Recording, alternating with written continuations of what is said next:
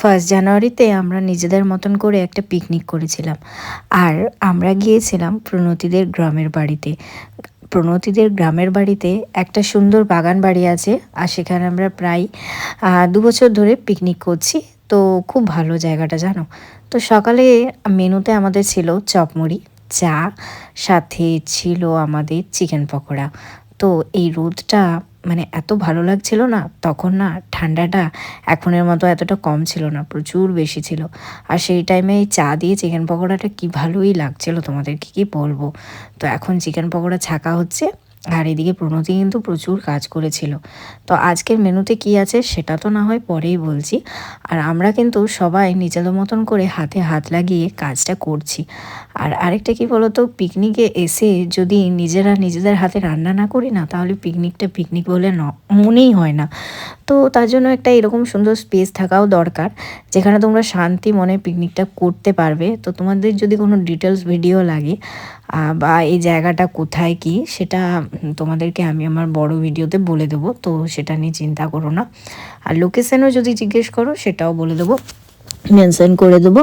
কারণ আমার লোকালিটি থেকে আমাকে যারা যারা দেখো তাদের হয়তো এই জায়গাটা দেখে পছন্দ হতে পারে, তো সে কারণে বলে রাখলাম। তো আমাকে ডিএম করতে পারো, আমি বলে দেবো। এখানে আমি আমার 2 বন্ধু আর বান্ধবীকে খাইয়ে দিলাম চিকেন পকোড়া। আর সত্যি চিকেন পকোড়া দারুণ হয়েছিল।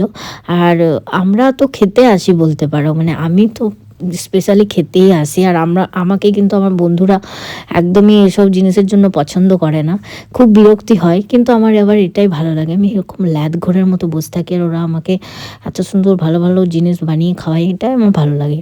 তার জন্য আমাকে প্রচুর অপমান করে, কিন্তু আমি শুনে নিই, কিছু মনে করি না। তো এখানে আমি আমার 2 বোনকে নিয়ে এসেছিলাম পিকনিকে।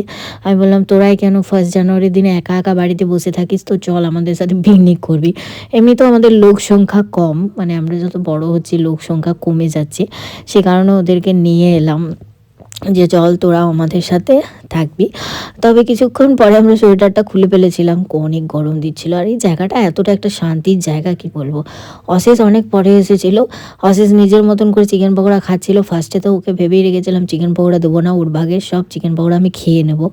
কিন্তু তারপর দেখলাম না, ও যাই হোক বাচ্চা মানুষ, মনটা একটু খারাপও হলো। আর এদিকে আমাদের মাটন হচ্ছে, আর আমরা আমাদের বাগান বাড়িটা একটু ঘুরে দেখলাম। দেন আমরা সব কিছুর পরে লাঞ্চে বসে গেছি। আর তারপর দেখো শুভম ওই দোলনাটায় বসে, মানে আরাম চেয়ারটায় বসে এক ঘুম দিয়েও দিল। এখানে একটু নাচ গানাও হয়েছিল, এখানে এও অশেষও ঘুমাচ্ছে। যা ব্লগ করা হয়েছিল সেটা শেষ হয়ে গেছে, দিন শেষ হয়ে গেছে। আর দেখো সবাই দেখে নাও অন্ধকার হয়ে গেছে।